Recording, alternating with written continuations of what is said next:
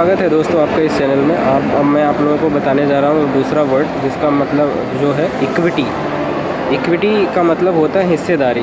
किसी भी कंपनी की जो कीमत यानी वैल्यूएशन है, उसमें आपकी जो हिस्सेदारी होगी वह आपकी इक्विटी होगी। वहीं अगर आप पूरा बिज़नेस के अकेले मालिक हैं और कोई कर्ज नहीं है, तो आपकी इक्विटी यानी 100% होगी। मान लीजिए आप फूड से जुड़ा कोई स्टार्टअप या बिज़नेस करना चाहते हैं। इसे शुरू करने में पूरा खर्चा 10 लाख रुपए है। 8 लाख रुपए आपके पास है और 2 लाख रुपए अपने बैंक से लोन लिया है। ऐसे में बिज़नेस में आपकी इक्विटी 80% है और 20% इक्विटी बैंक की होगी, क्योंकि आपको उसने लोन दिया है।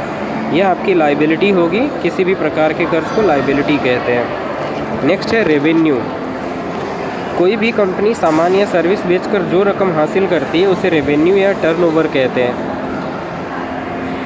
प्रोडक्ट बनाने में आई लागत अगर रेवेन्यू से ज़्यादा है तो यह कंपनी घाटे में रहेगी। मान लीजिए किसी कंपनी ने हर महीने में 1000 प्रोडक्ट बेचे।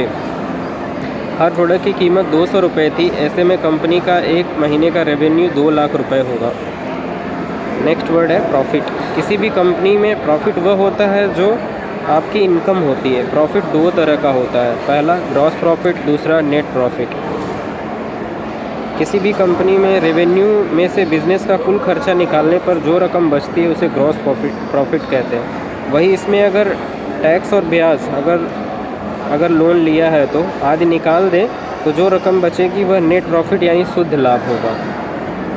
मान लीजिए किसी कंपनी का एक महीने का रेवेन्यू 10 लाख रुपए था। कंपनी का खर्चा 7 लाख रुपए रहा। इस प्रकार कंपनी का ग्रॉस प्रॉफिट 3 लाख रुपए हुआ। वहीं टैक्स, ब्याज आदि के रूप में 1 लाख रुपए और खर्च हो गए। इसमें से कंपनी के पास 2 लाख रुपए बचे। यही कंपनी का नेट प्रॉफिट है। एबिटा का इस्तेमाल कंपनी के मुनाफे की तुलना करने के लिए होता है। इसकी full form earning before interest, tax, depreciation and amortisations है।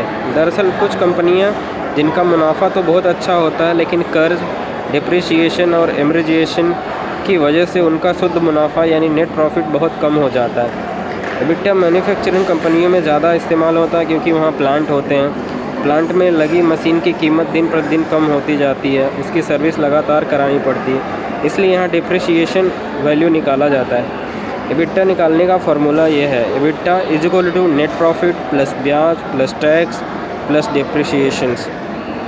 मान लीजिए आप किसी कंपनी का नेट प्रॉफिट 100% रुपये है, जिनमें से 120 रुपये ब्याज के लिए चुका है, 10 रुपये टैक्स का दिया और डिप्रिसिएशन का खर्चा 50 रुपये है। ऐसे में कंपनी का एबिटा 180 रुपये होगा।